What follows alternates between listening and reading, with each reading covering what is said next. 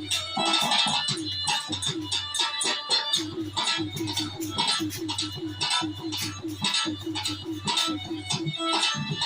अरे अरे अरे, सुनो, कहाँ से ढूंढ मारती है?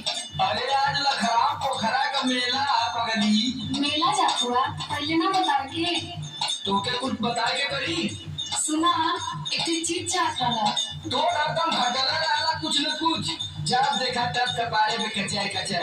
अपने से सुना ना। कहूँ आज अपन सुनाई ले।